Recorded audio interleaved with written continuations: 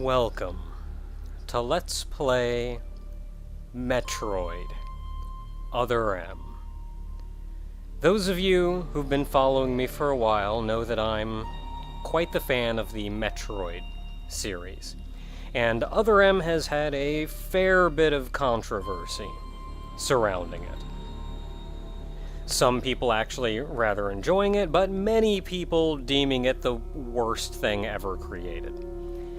Personally, I'm actually rather fond of Other M.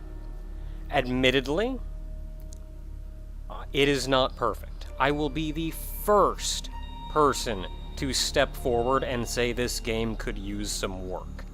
However, I still do very much enjoy it. Specifically, the story, I think, could use an amount of work. The moment-to-moment writing could use some work. However, the actual gameplay and the aesthetic are beautiful, but not without their flaws. I think one of the major issues that a lot of people have with Other M is, on top of any number of other issues, but I think one that can sort of clear some issues up is Other M assumes the player knows the whole encyclopedia of knowledge surrounding the Metroid universe, including things that were not in games, such as the manga. I'm going to do my best to try to explain what I can as I go. I do, personally, know a fair amount about the backstory and other information that goes into this. And I'll try my best to try to clear up some of the larger issues. But without further ado, let's play Metroid Other M.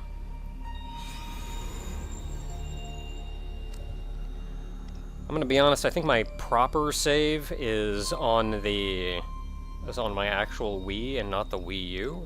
But let's go ahead and start out fresh here.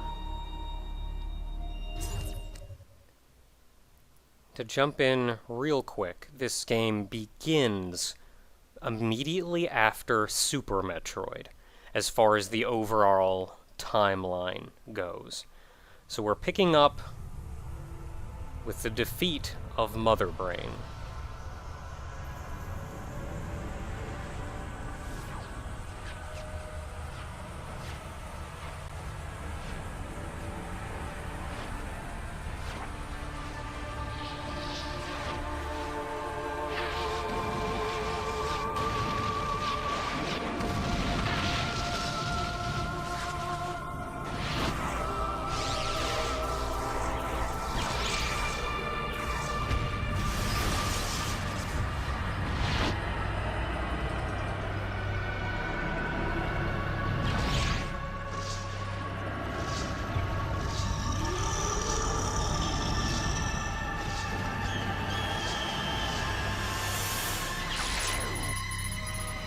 Why am I still alive?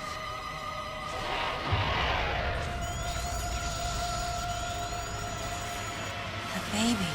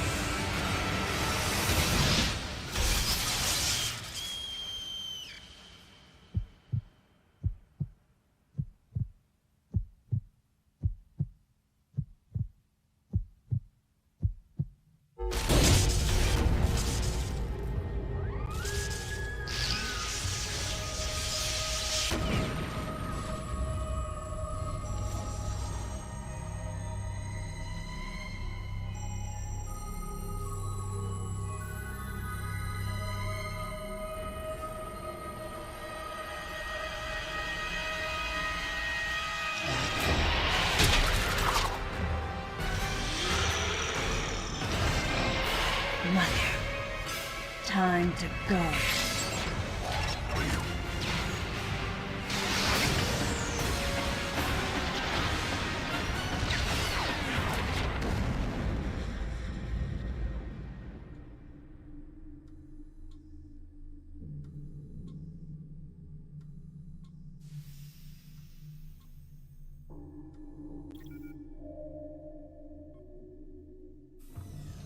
Okay, Samus.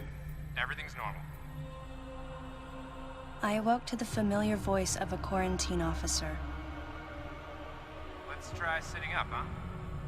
Slowly now. A dream. I had been reliving the tragic moments of my recent past. Thanks to the hyper beam, which was given to me somehow by the baby, I laid Mother Brain to waste.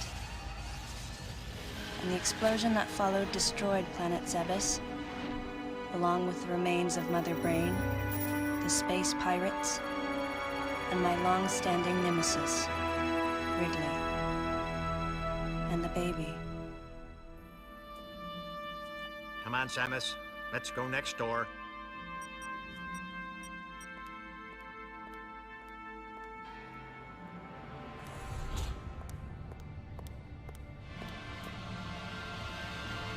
Right, let's get started.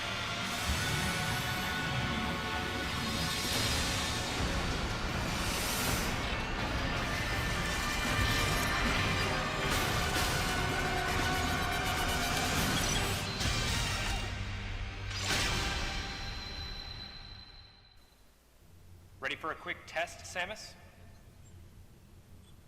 Let's start with a little warm-up. Try a charge beam for me. Oh man, tutorials. I want to leave. You're going to have to bear with the game, at least for a little bit at the beginning here. Try a charge beam. I completely understand the voice acting could use a little work. And at the very, very beginning of this game as well is very dialogue heavy. If you can get through that, if you can hold tight with me for a little bit, we'll get to some fun stuff in a bit.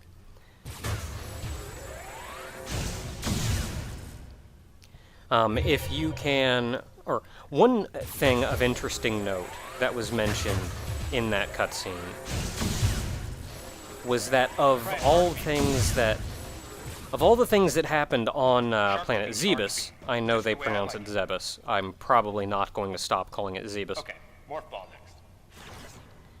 But of all the things they mentioned that Ridley died. Okay, get out of morph ball mode and return to normal. That was actually the first time in canon that Ridley died. He had been defeated before, but never outright killed. And yes, in Super Metroid, he was outright killed, as in, like, made into chunky giblets. For the most part, the controls in this game are pretty fluid, pretty nice. You can even run around in 3D, which is super cool. There's an amount of auto-aiming, which I think is also nice, because Metroid has never been about, like, the specific difficulty of, like, combat and getting your bullet right in the right spot. You've always been able to pretty easily breeze through areas and just kill things in the way as part of the exploration. So I like the auto-aim, because it does make that way easier. You can see this is super cool. You get this little, like, off to one side. I'm sure you can read the dialogue off to the side, but we're mostly showcasing everything Samus can do right here at the very beginning. Next, how about a missile test? Oh man, missiles! Use concentration to replenish your missile supply. Yeah, we're at 0 out of 10. One little quip that I do have about this game is that there are no pickups, like there are no drops from enemies. No health pickups, no missile pickups, nothing. You get missiles back by when you're running low. If you hold the Wii remote up and hold A, you will recharge your missiles. This also means, as I mentioned before, Pesky buddies is lurking you here cannot get Find health it for me. pickups in. I would have seriously liked getting some health pickups. Now, if you want to fire a missile, you have to go into first person, like this. If you hold B, you can look around. One of your pesky buddies is lurking here somewhere. Find him for me, huh? Ah, I found him! Now, you have to lock onto a guy, because if I do this and just point off to the side, I just shoot. Well, they're not going to let me shoot. Why not But if say I then hello to a lock missile? onto him, I fire a missile. Frickin' space pirates. Looks like you ticked him off. The rest is all you. Dang it. Okay, looking good. Frickin' guy, come on. Looks like he's had enough of your missiles. Yeah, not gonna stop me from shooting him, though. Oh no! Now, jump on his head. You got it!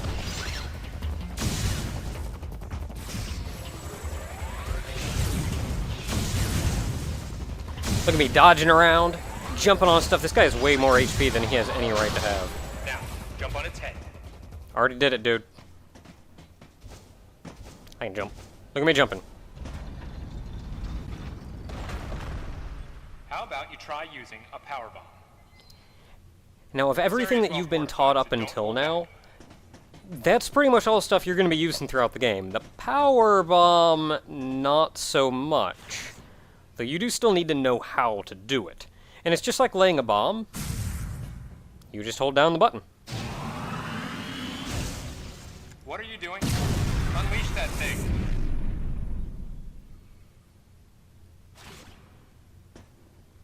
Allow adequate room around you during power bomb.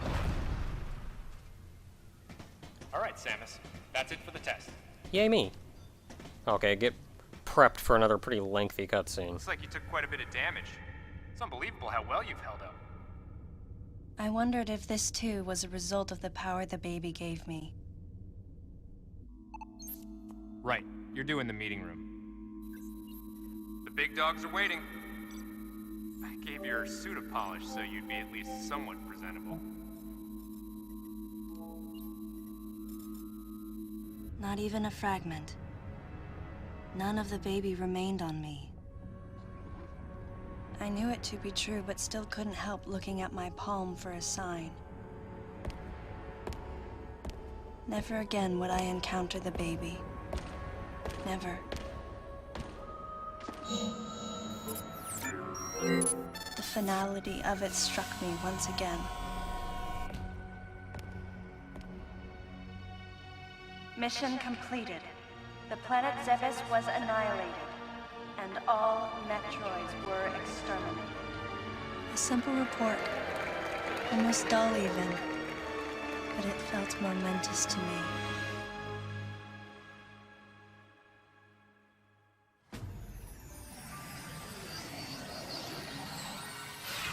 I don't know how much time passed since then.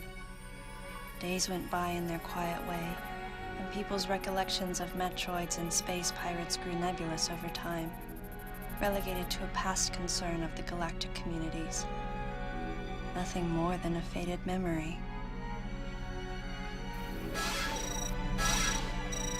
Codename Baby's Cry. A common SOS with the urgency of a baby crying. The nickname comes from the fact that the purpose of the signal is to draw attention. The signal was coming from a remote part of space. I altered the course of my ship as if this detour had already been part of my flight plan. Baby's cry. It was as though it was crying specifically for me.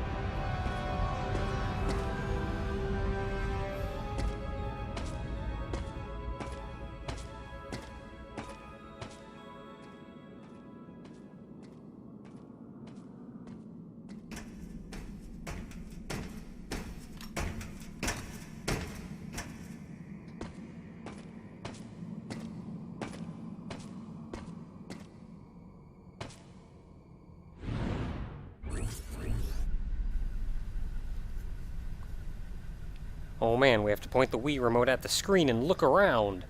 These are a kind of find the pixel things within the game, and to be honest, I think the game would be better off without them. A couple notes on the previous cutscene, though, before I move ahead. For one, yes, I completely understand Samus's voice acting isn't that great, and I feel like even the translation isn't that great. Like word choice and phrasing and a lot of that. As far as the dialogue itself goes, it actually falls to one of my pet peeves in writing, which is using far too many words for the point they're trying to get across. Like, they could say what they mean and use far fewer words to do it and still keep my attention. I mean, look at that, I can rotate the thing. Another note is something from the manga that's not especially been explained in games, at least not in a lot of places, I don't think, is Samus does have Zebesian DNA in her, or Chozo DNA, not Zebesian, Chozo DNA in her. That's how she uses her power suit. This DNA also makes her sterile, so she can never have a kid. And I think that's partially why she latched onto the baby Metroid as much as she did. Given that just the idea of this thing latching onto her and thinking she is its mother, knowing full well that she can never be a mother. It doesn't excuse a lot of things, but it's at least a little bit of rationale as to why she's reacting as she does. What you're supposed to examine here, by the way, is this right here. Galactic Federation, huh?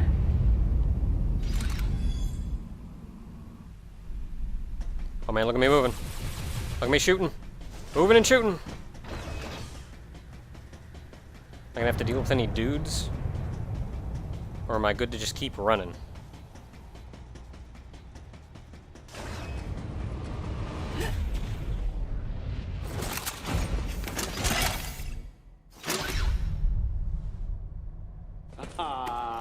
Fancy meeting you here, princess. Remember me? Anthony. There's only one person who calls me princess. And that person is Anthony Higgs of the Galactic Federation Army. Haven't seen you since that last mission.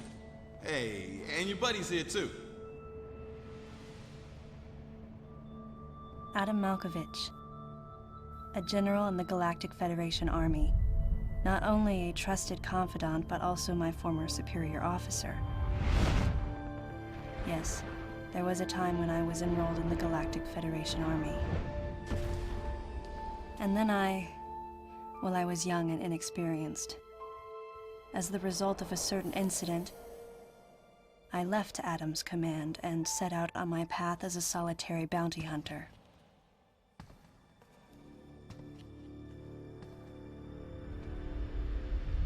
What are you doing here? The first words out of his mouth were typical coming from Adam. To answer his question, I recounted the details of what had brought me to this place, and then I asked what circumstances led the Federation here. That information is not for an outsider. The word he so obviously chose, outsider, pierced my heart.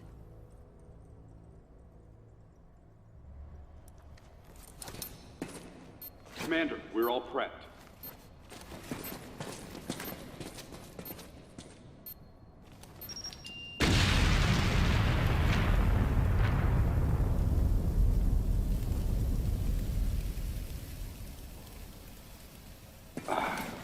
No dice. I think our only option is to use the laser to slowly burn our way through. This is gonna take a while. The electrical system here is out, and we can't get the barrier wall to open. We tried using explosives, but it's tricky to pull off without collateral damage. What we need is some way to focus the power onto one centralized location.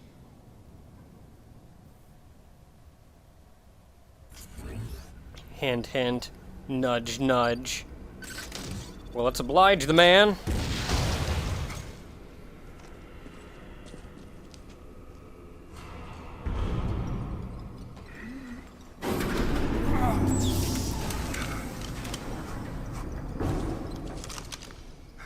Let's go.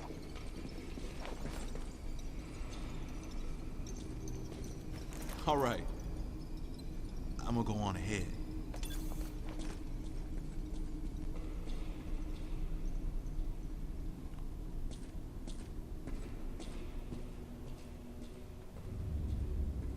Adam hadn't authorized it, but I decided to remain on site for the sake of the others.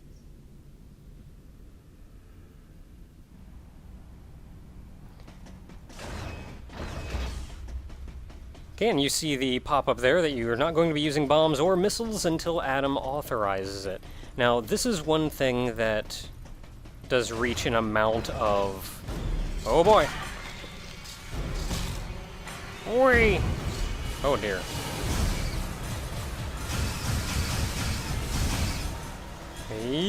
Get me out of the center of them! I think that's all of them. Nope! Hey. Ya joik. One kind of cool thing is if you look in the upper right-hand corner, as soon as I killed the last enemy there, you saw it pulse out. You've actually got a radar that will tell you where items are, but you can only use it once all the enemies are dead. I do not know where this item is. Actually, I think it's probably in that, maybe? I don't know. I'll worry about it later.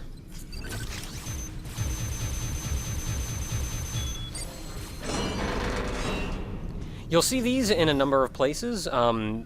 They just need power in order to function, so you shoot them a bunch. There we go. But I think one major contesting part about this, or one major contested part about this game, is a misunderstanding, actually, of Samus's character and her motivations. Specifically, this comes in the form of her relationship with the military. Samus is not one to run out on her own, fudge the laws, I do what I want kind of character. She is a good person working for the common good. And in turn, she will work together with the military. In fact, the military is actually where she gets a number of her bounties from. If she decided to go against military orders, she would be making an enemy of the... She'd be making an enemy of the military. And not only would that be dumb, but it would effectively make her a space pirate, which is the opposite of what Samus is. And given that Adam's crew has arrived here, this is effectively a place under martial law. If she decided to go out and do something despite what Adam wants her to do, it would be like going against military law in an area that's under, like, in a demilitarized zone. It would pretty much make an enemy of the military, and they would be out to either stop you, execute you, or, I don't know. But regardless, not a good plan. So one way or the other, it'd be sort of a dumb move, and against her character, to not do what Adam would want her to do here, considering Adam is the current commanding officer. She may be a bounty hunter, but she's not dumb. I thought I saw something in one of those.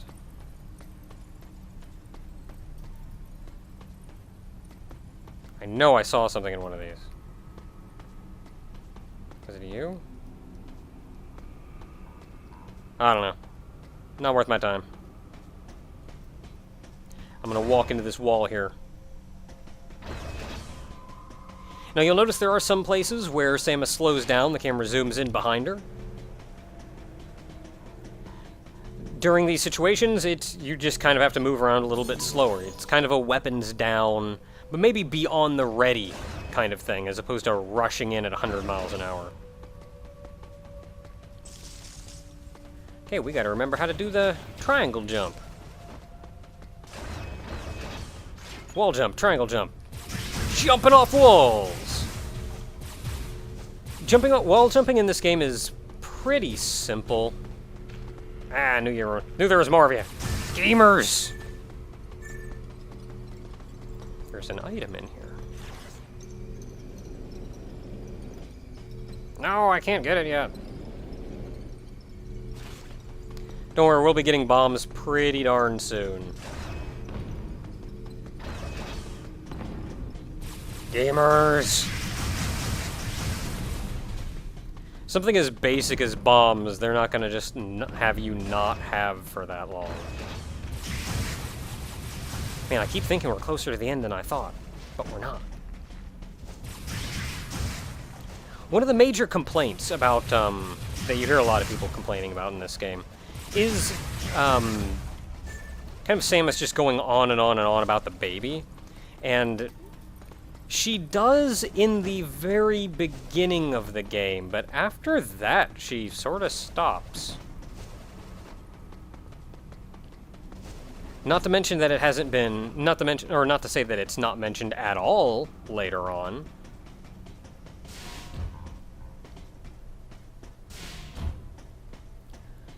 But at the very least, the whole, like, baby, baby, baby thing is something that generally only happens very early on.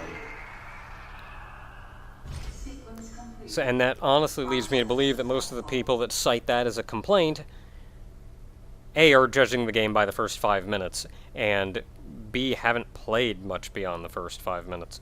Not that you shouldn't make some kind of judgment in the first 5 minutes, because the first 5 minutes are actually important, and this game does not handle the first 5 minutes well.